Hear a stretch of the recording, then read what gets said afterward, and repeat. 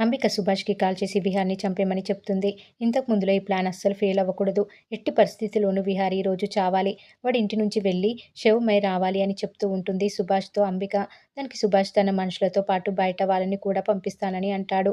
అంబిక తనలో తాను ఇంతవరకు మహారాణిలా బతికాను. ఇప్పుడు ఎవరో దయ తలిస్తే బతికే బతుకు నాకు వద్దు. అందుకే నాకు ఎవరు అడ్డు వచ్చినా చంపేస్తా అని అనుకుంటూ ఉంటుంది అంబిక. ఇక మరోవైపు సుభాష్ రౌడీలను లొకేషన్‌కి పిలిచి విహార్‌ని చంపిన వారికి సుపారీ డబ్బుతో పాటు ఎవరు చంపితే వాళ్ళకి 5,00,000 ఎక్కువ ఇస్తా అని చెప్తాడు. అక్కడే తను ఉంటే ప్రమాదమని సుభాష్ విహార్‌ని చంపేయమని చెప్పి వెళ్ళిపోతాడు. ఇక లక్ష్మి తన ఇంటికి వెళ్ళేసరికి ఇల్లు కాలిపోయి ఉండటం చూసి షాక్ అయిపోతుంది. పక్కన ఉన్న వాళ్ళని చూసి ఏమైంది అని అడిగితే ఇల్లు కాలిపోయిందని చెప్తారు. బామ్మకి గుండెపోటు వస్తే హాస్పిటల్‌లో జాయిన్ చేశారని, ఆవిడను హర్ష చూసుకుంటున్నాడని చెప్తారు. బామ్మని ఏ హాస్పిటల్‌లో జాయిన్ చేశారో అని లక్ష్మి పరుగులు తీస్తూ ఉంటుంది. ఇక మరోవైపు విహారీ రావడంతో రౌడీలు విహారీ కారుకి అడ్డుపడతారు. విహారీ కిందికి దిగి దారికి అడ్డంగా నిల్చున్నారేంటి అని అడుగుతాడు. రౌడీలు విహారీ మీద దాడి చేయడంతో విహారీ రౌడీలను చితక్కొడతాడు. ఇక రౌడీలు విహారీ తల మీద కొట్టి విహారీని కత్తితో పొడిచే టైంకి లక్ష్మి ఎంట్రీ ఇస్తుంది.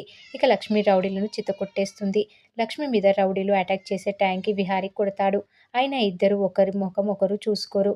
రౌడీలందరినీ తరిమేసిన తర్వాత లక్ష్మి, విహారీ ఒకరి ముఖం ఒకరు చూసుకుంటారు. లక్ష్మి ముఖం మారిపోయి ఉండటం వల్ల విహారీ గుర్తుపట్టడు. కానీ విహార్‌ని లక్ష్మి చూసి షాక్ అయిపోతుంది. తలకి దెబ్బ తగలడం వల్ల విహారీ అలా లక్ష్మిని చూస్తూ లక్ష్మి భుజం మీద పడిపోతాడు. లక్ష్మి షాక్ అయి అలా చూస్తుండిపోతుంది. తర్వాత విహార్‌ని పట్టుకొని ఎమోషనల్ అయిపోతుంది. విహారీ ఇంట్లో కనిపించడం లేదు అని సహస్ర చాలా కంగారు పడుతూ ఉంటుంది. సహస్ర కాల్ చేస్తూనే ఉంటుంది. అంబిక మనసులో బయటకు వెళ్ళిన విహారీ ఇక తిరిగి రాడు అని అనుకుంటూ ఉంటుంది. అందరూ చాలా కంగారు పడుతూ ఉంటారు. మరి ఏం జరగబోతుంది అనేది రాబోయే ఎపిసోడ్‌లో తెలుసుకుందాం.